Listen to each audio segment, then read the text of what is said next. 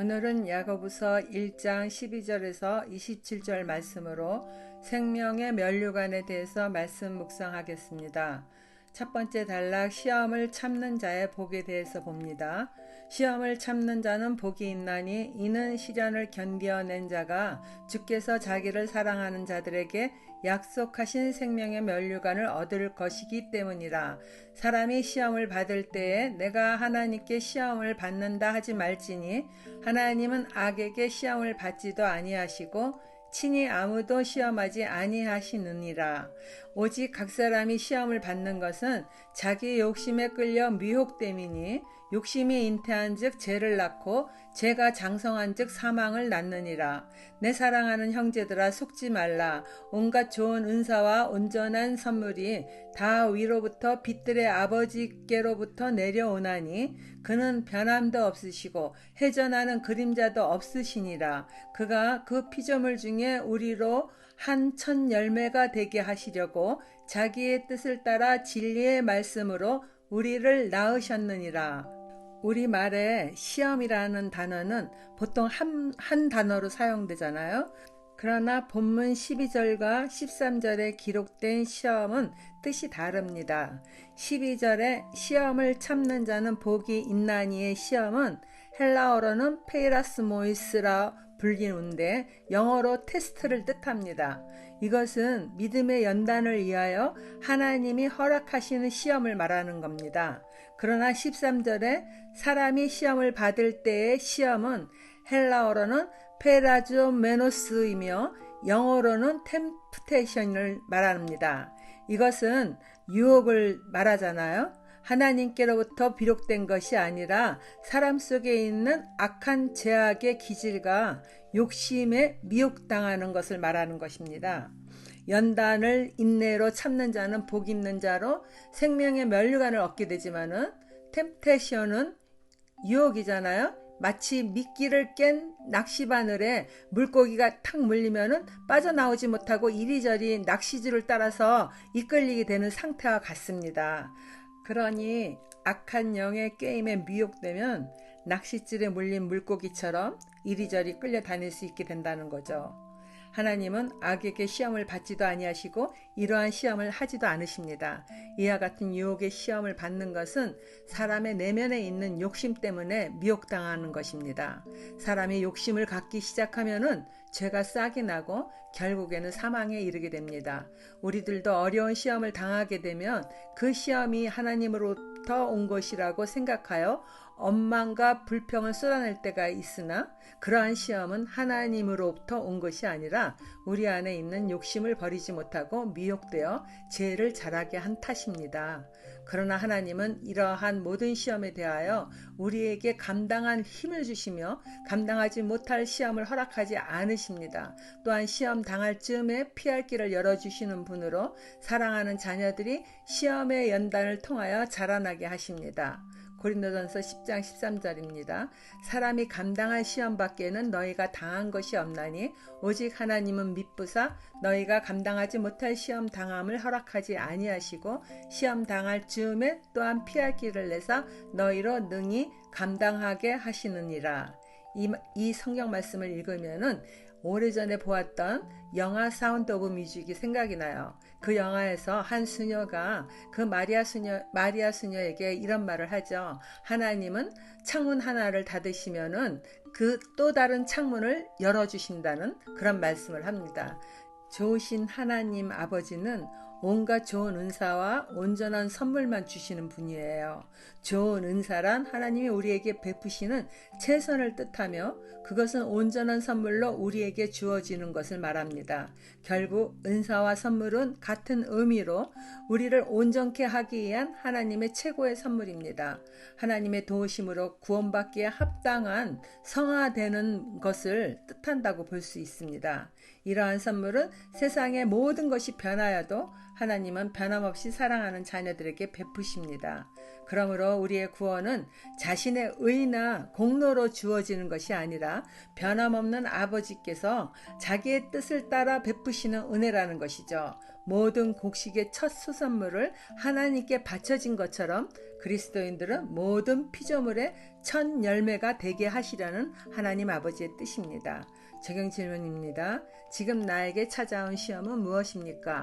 그 시험 속에서 해결해야 할 나의 욕심과 끊어야 할 죄는 무엇입니까? 둘째 단락입니다. 영혼을 구원할 말씀을 온유함으로 받으라. 내 사랑하는 형제들아, 너희가 알지니 사람마다 듣기는 속히 하고 말하기는 더디하며 성내기도 더디하라. 사람이 성내는 것이 하나님의 의를 이루지 못함이라. 그러므로 모든 더러운 것과 넘치는 악을 내버리고 너희 영혼을 능히 구원할 바 마음에 심어진 말씀을 온유함으로 받으라.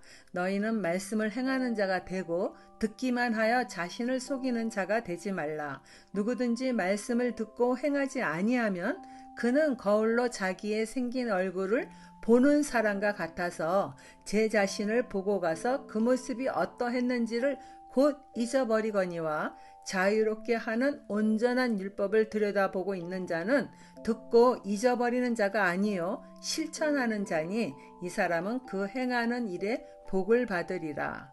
하나님은 타인의 말을 듣는 것은 속히 하라 하시지만 말하기와 성내는 것은 더디하라 하십니다. 생각 없이 혀를 통해 나온 말이 죽이는 독이 될 수 있기 때문이며 마음속에 한한 감정을 억제하지 못한 채 자라나게 하면은 성을 즉 분노가 일어나게 된다는 것이에요. 하라는 감정은 죄는 아니죠. 그러나 그것으로 인해서 상대방에게 분노를 터뜨리게 되면은 죄가 되는 것입니다. 혀는 쉬지 아니하는 악이요 죽이는 독이 가득한 것으로 급한 마음에 말을 하게 되는 경우 좋은 결과를 낳는 것이 거의 없습니다. 급한 말과 성내는 것은 하나님의 의를 이루지 못하게 될 뿐입니다. 야고보서 3장 8절에서 혀는 능히 길들일 사람이 없나니 쉬지 아니하는 악이요 죽이는 독이 가득하다고 하였습니다. 그리스도인이 말씀을 듣기만 하고 행함이 없다면 그는 자신을 속이는 자가 됩니다. 하나님은 말씀은 듣기만 하라는 것이 아니라 듣고 실천하라는 것이기에 듣고도 행하지 않는 자는 거울로 자기 얼굴을 슬쩍 보기만 할 뿐 얼굴 어디가 더러워졌는지를 기억하고 씻지 않는다는 것이죠. 이처럼 자기 모습을 이내 잊어버리는 것 같이 말씀을 듣고 행하지 않으면서 자신이 그리스도인 양 착각하고 있기에 스스로 속이는 자가 됩니다. 그러므로 야고보 사도는 스스로 속이는 자가 되지 말고 모든 더러운 것과 넘치는 악을 버리고 영혼을 능히 구원하기 위하여 하나님의 말씀을 온유함으로 받으라 합니다. 내가 결심하고 그것을 받아들이기 어렵다 하더라도 하나님의 말씀은 의로운 말씀이요 나를 정결케 하니 그 말씀을 받아들이고 순종해야 되겠죠. 온유함으로 받으라는 것은 하나님의 말씀과 뜻에 자신의 마음을 합하라는 것이죠. 그리고 행하는 사람이 되라는 것입니다.